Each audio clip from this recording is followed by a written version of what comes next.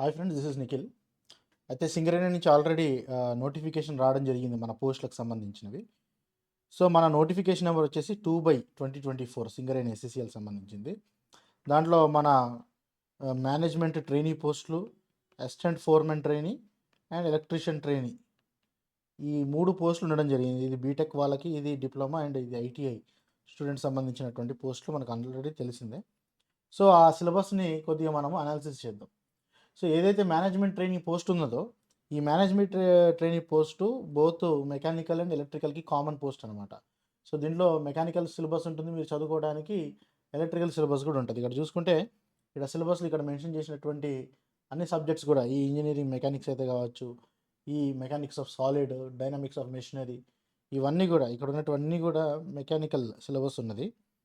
ఆ తర్వాత heat transfer, ఇదంతా కూడా మెకానికల్ సిలబస్ ఉన్నది.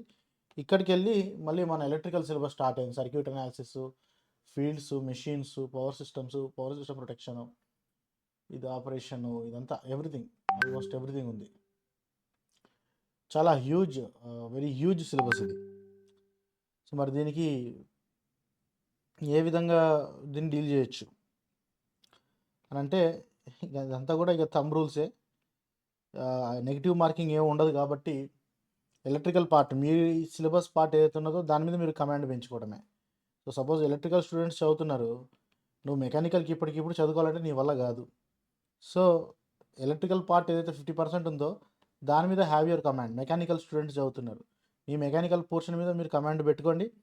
అండ్ అప్పుడో ఇప్పుడో కొంత మెకానికల్ సబ్జెక్ట్స్ ఎలక్ట్రికల్ వాళ్ళు కూడా చదవాల్సిన సందర్భాలు వచ్చి ఉంటాయి. బీటెక్లో కానీ ఎప్పుడైనా డిప్లొమా చదువుకున్న వాళ్ళైతే కొంత జనరల్ మెకానికల్ ఇంజనీరింగ్ అని అట్లా కొన్ని టాపిక్స్ వచ్చి ఉంటాయి కదా. సో వాటికి సంబంధించి కొద్దిగా చూసుకుంటే అయిపోతుంది. ఫర్ ఎగ్జాంపుల్ ఈ ఇక్కడ చూసుకుంటే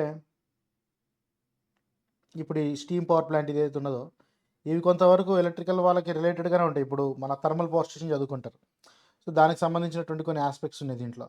సో అవి వాటి నుంచి కొంత మీరు తీసుకోవచ్చు.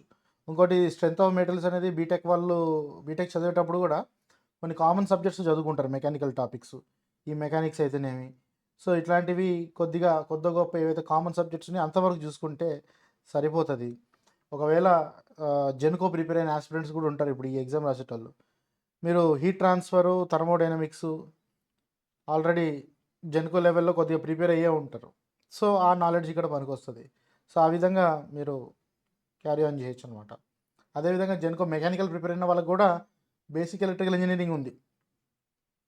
సో ఆ ప్రిపరేషన్ని దీనికి అప్లై చేసుకోవచ్చు. సో అది దీనికి సంబంధించినటువంటి syllabus. Next foremen training syllabus గురించి చూద్దాం.